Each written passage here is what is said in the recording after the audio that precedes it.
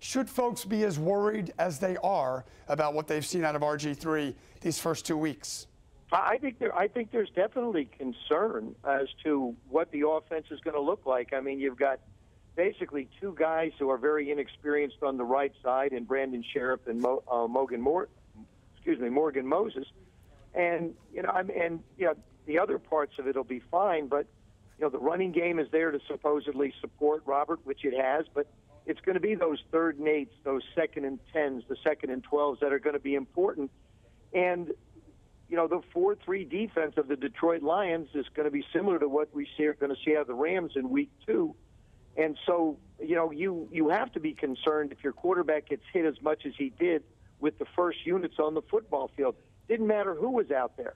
And it's a difficult situation for Jay, because let's just say that he decided he wanted to play Colt or Kirk with the first unit. It would probably be even a bigger firestorm than it's been.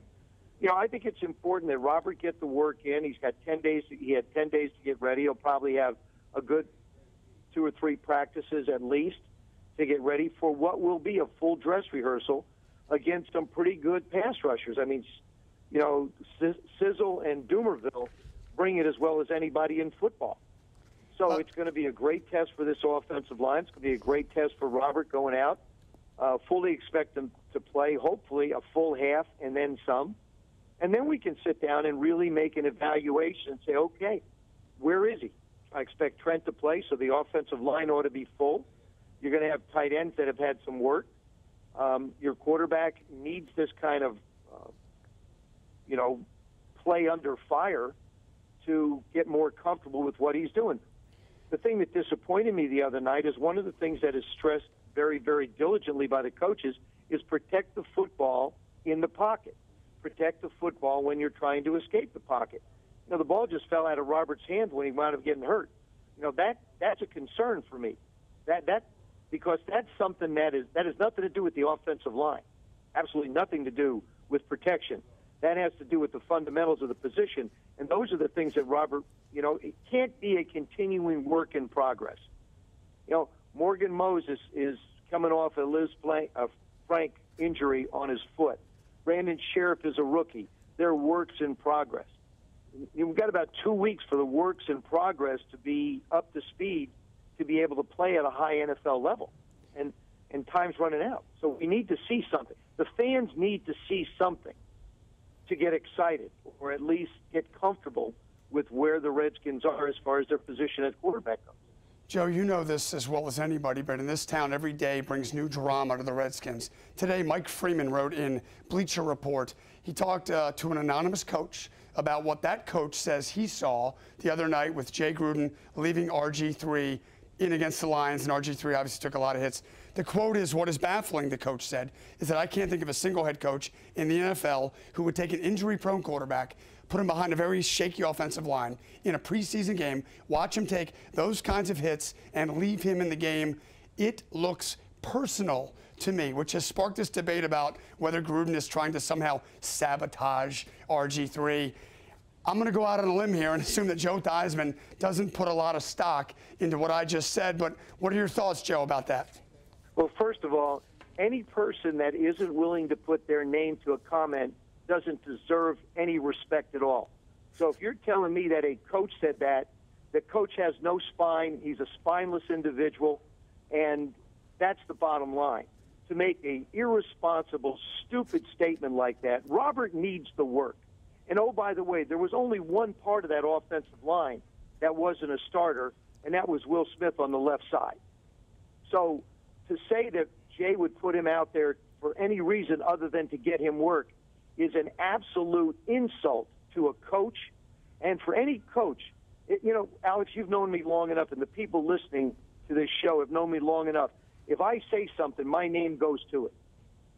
So if you want to be a man, if you have an opinion, why don't you put your name to it instead of being an anonymous coach, which is a bunch of baloney, and to me, spineless and gutless. If you got something to say, open your mouth and put your name to it. Then I'll listen to you. Joe, I know. As far as that statement goes, It's ridiculous that anyone would make that assumption. Robert needs work, and he needs a lot of work. And getting hurt doesn't help it. Joe, last thing. I know your time is precious. One more minute. I got to sit down with Robert a week ago at the end of camp, and we had a great conversation for 8.5 minutes. And the one bit that went viral, as I'm sure you may have heard, was this notion that he thought, and he says he thinks he's the best quarterback in the NFL. What did you make of what he said? What did you make of what he called the firestorm? Did you have a big problem with what Robert told me? Yeah, I have a problem with what he said. I don't have a problem with what he believes. You just can't come out and make that statement and not have it perceived as someone whose ego is totally out of control. When you think of the quarterbacks in this league, when you look at his history, his record, 5-15 doesn't elicit thoughts of the best player, the best quarterback in this league. And so, from my perspective, I understand what he was trying to say, but too often over these 4 years, we've sort of listened to Robert say something, and then either he or someone else has to go and interpret it for him, which has basically caused the Redskins to shut him down other than 1 day a week. And, I think Robert just needs to go play football. You don't need to tell people how good you are. There isn't a wealthy person I know, Alex, that tells me how wealthy they are. There isn't a player out there that's really good that needs to tell me how good they are. And I think that's the perception that came out with what Robert had to say. I know he was just talking about his own personal confidence, and if he doesn't have that confidence, he doesn't believe that, he can be where he wants to be. I will say this, he's worked hard. He's worked diligently on trying to get better at what he does.